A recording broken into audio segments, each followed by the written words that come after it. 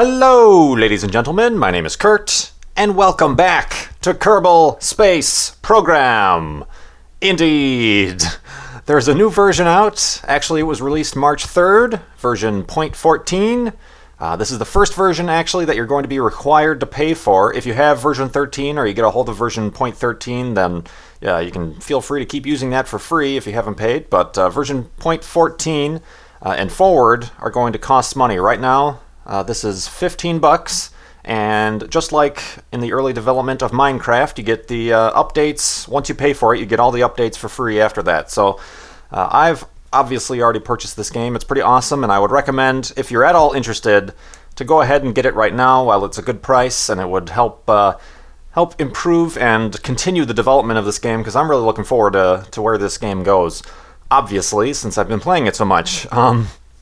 But a few things they've added to version 0.14, and I guess before I say that, I've unloaded all my add-ons and mod packs. I know I said I was going to try to get to the moon with the mod packs, but there are a few things they've added to the vanilla game that might not make that requirement. So let's get into the game, and right away you're going to see we have a third building over here. And if we click on that, obviously there's not much is going to be in here, but this is your tracking station. And that is because in this version they've added spacecraft persistence, which means you could have multiple spacecraft in orbit or during missions at the same time. And this is where you come into the tracking facility and you can keep track of where they are in the Kerbin solar system, which still just consists of Kerbin and its moon and the sun. But that's pretty awesome. Unfortunately, they haven't added docking spacecraft yet, so while it seems like with the persistence, you could start building space stations and things like that, without docking, that kind of makes that a little bit difficult. So as they keep developing it, that'll be added at a later date. So yeah, that's what the tracking station facility is for. But if we go into our VAB, we still got that. We can take a look already. We have a few more parts over on the left-hand side. We're all familiar with the standard fuel tank that we've been stuck using for a while now. Now they've added a half fuel tank, which has half the mass. I mean, half the capacity for fuel. That's helpful to keep things a little bit more modular. And they've also added a third liquid fuel engine that's much more lightweight, much better for what I'm assuming will be orbital maneuvers, because some of these engines can be a little bit overkill when you're in orbit already. So that's pretty awesome. If we come over here, not much news here, but surely you'll recognize these. They've added landing legs to the vanilla game, so you can add little lander legs that deploy and then retract. So this is what we're going to use to try and land on and return safely from the moon. But before we can do that, we have, those are the new parts of the game right there. But before we do that, we have to do some tests. Obviously, before you start going to the moon, you have to make sure all your parts and all your landers work here on Earth. So what I did is I created some tests for the LEM. And it's invisible. That's my new test, an invisible spacecraft. Here we go.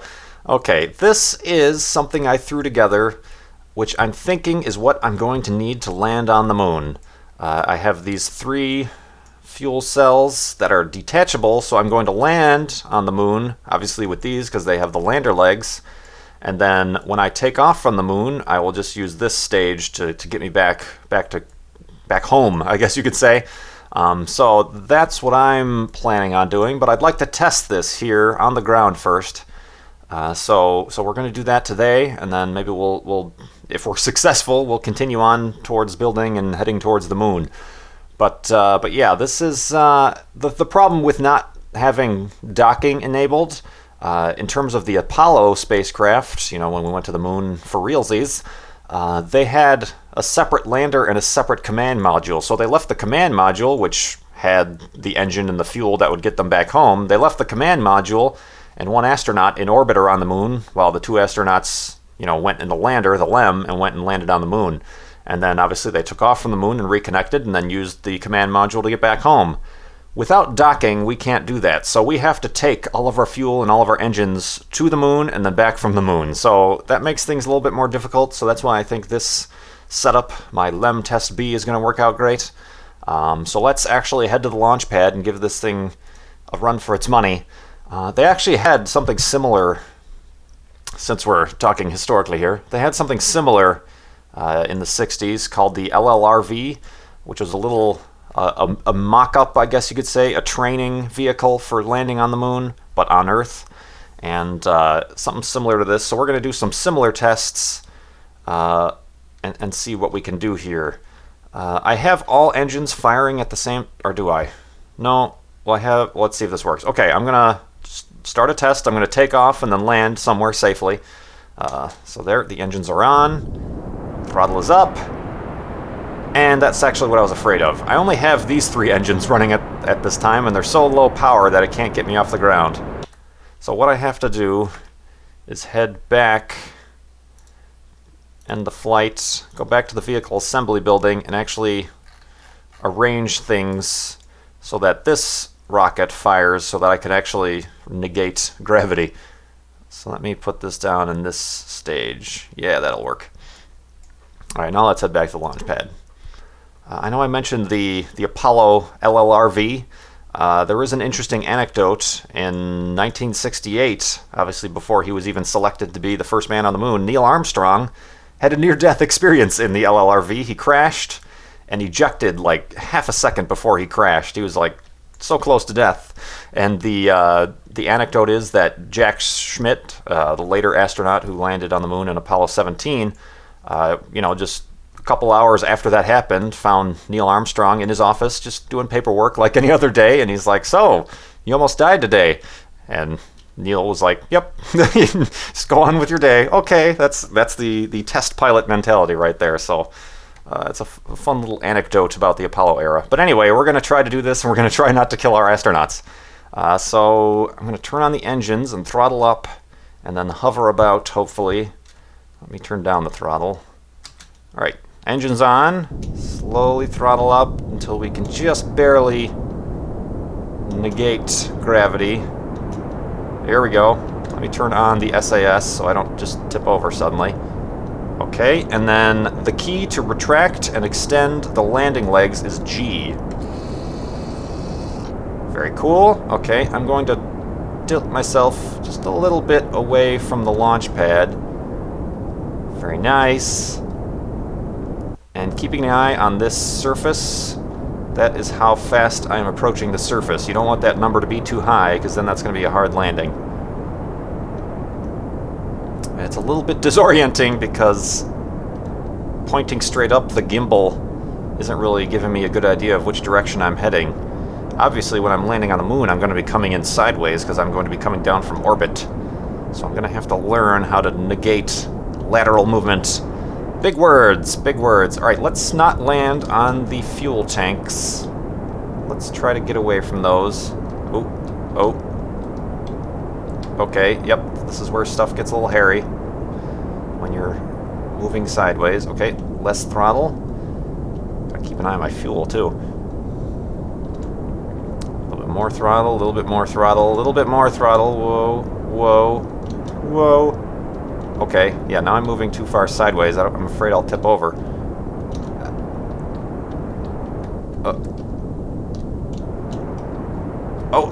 Okay.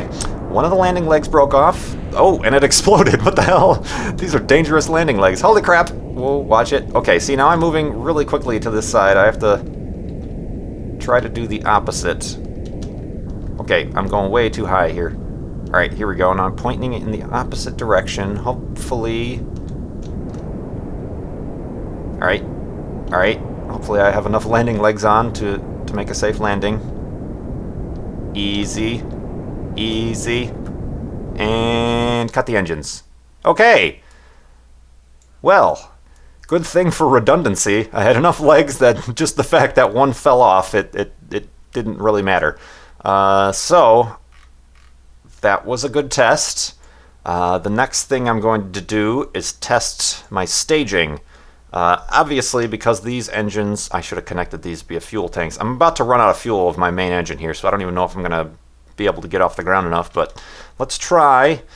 I'm going to throttle up and just full and take off, and then we're going to disconnect these stages so that it's a test of, you know, exiting the gravity of the moon. So let's do it. Very nice, very nice, very nice. And then cut the engines, lose those. Okay. Crap.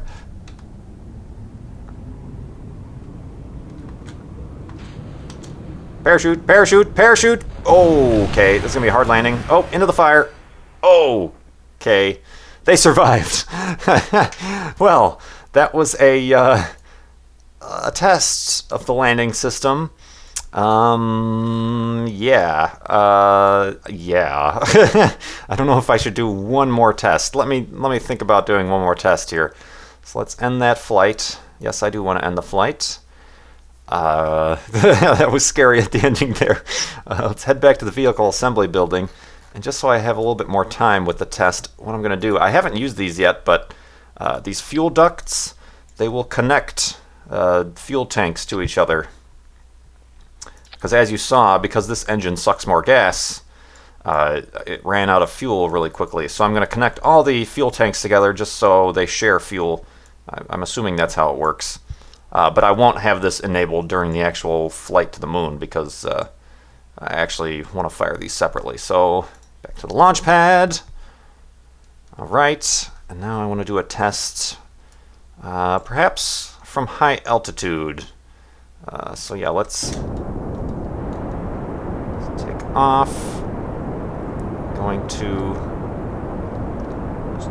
gingerly head in this direction, just so I have some lateral movement, so that I can learn myself how to get rid of it. All right, now let's lose some of that throttle. Very nice, very nice. And now I'm going to try. Oh, that was the wrong way altogether. All right, I need to negate that movement by facing in the opposite direction. Very nice, very nice. Take it easy. A little bit more throttle. Probably want to put down the landing gear. All right, too much throttle. I want to start going back up. Yeah, I wonder if... ooh, those might be helpful. Okay, so what's the opposite of that? There we go, okay. And then... oh, there we go. Okay. Less throttle. I'm trying to use my RCS thrusters to kind of keep me in stable position, but it's hard to tell how I'm moving in relation to the ground in that view. There we go, that's what I need. Okay, watch the ground, watch the ground. Slow down, slow down.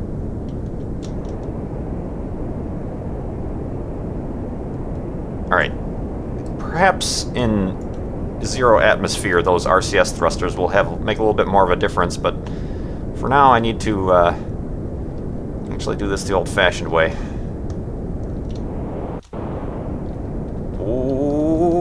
Oh, I don't have my SAS on. No wonder I'm all over the joint. Oh, okay. This is where things go terribly wrong. Terribly, terribly wrong. Alright. Let us bring ourselves down a little bit. Very nice, very nice. Let's get straight up and down. Hold right there, SAS, very nice. This is almost vertical.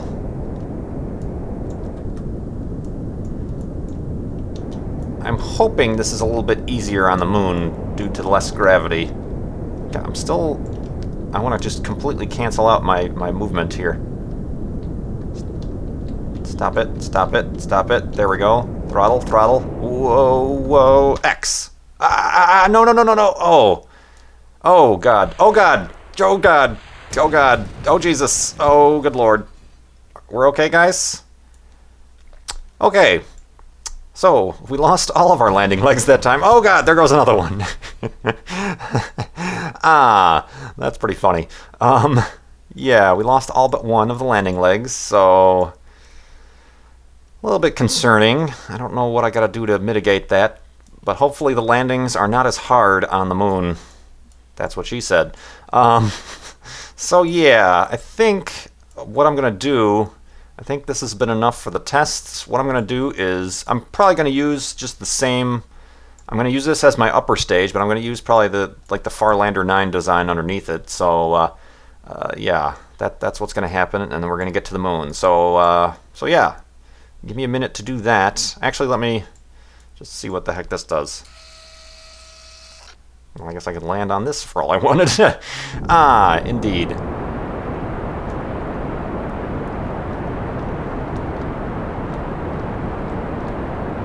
Alright, let's just send these guys out into the ocean.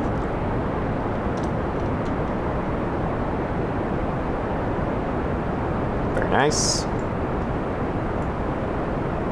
Oh, it's keeping track of the debris down there. It's one of my legs. That's awesome. That's the spacecraft persistence there for you. Ooh.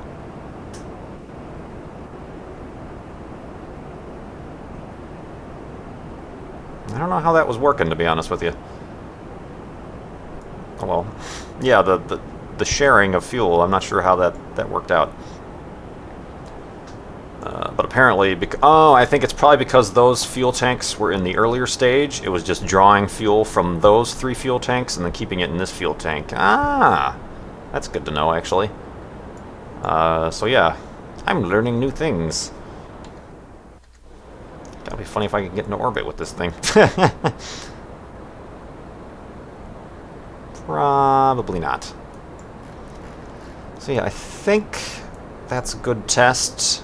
I'm assuming just one fuel tank is going to be enough to get me back home. Yeah, okay. Let us just do this really quick.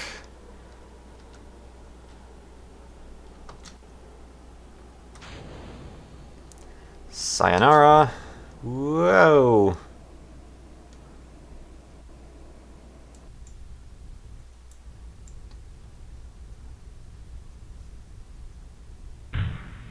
Alright, I've landed after a second successful test of my Lunar Lander module. Well, relatively speaking, success, despite the fact that I broke off all the landing legs. So let us end this flight, please do.